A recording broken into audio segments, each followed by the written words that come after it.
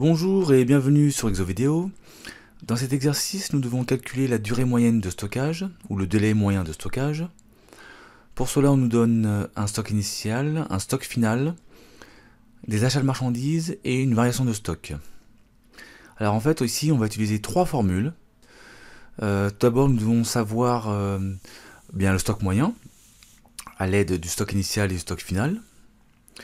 Nous aurons également besoin du coût d'achat des marchandises vendues. On va voir comment on le calcule.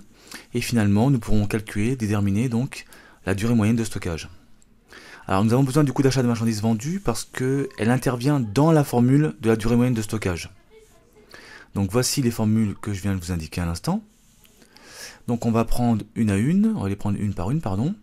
Donc tout d'abord, le stock moyen. Eh bien, si on regarde bien, donc stock initial plus stock final divisé par 2, ça va nous faire donc 270 000, donc le stock initial, plus 280 000 pour le stock final, et l'ensemble divisé par 2, ce qui nous donne donc voilà, 250 000 euros. C'est donc notre stock moyen. Bien.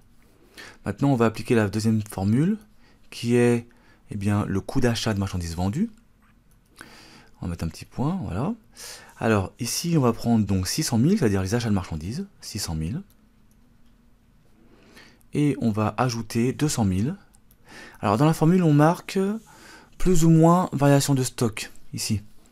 Parce qu'en fait, la variation de stock peut être soit positive, soit négative.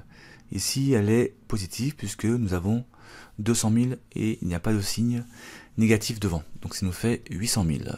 Et dernière opération à effectuer, donc la durée moyenne de stockage, eh bien c'est la division entre les deux.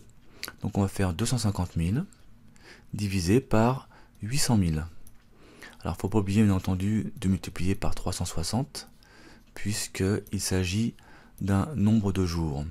Et ça nous donne à peu près donc 112,5 jours. On peut arrondir, si on le souhaite, donc à 113 jours. Donc pour interpréter ce résultat, les marchandises de l'entreprise restent en stock à peu près, donc en moyenne, 113 jours avant d'être vendues. Surtout, n'hésitez pas à laisser un commentaire ou une question en dessous de la vidéo, ou alors sur notre page Facebook ou sur notre compte Twitter. Cette vidéo est maintenant terminée, merci de l'avoir suivie, à très bientôt.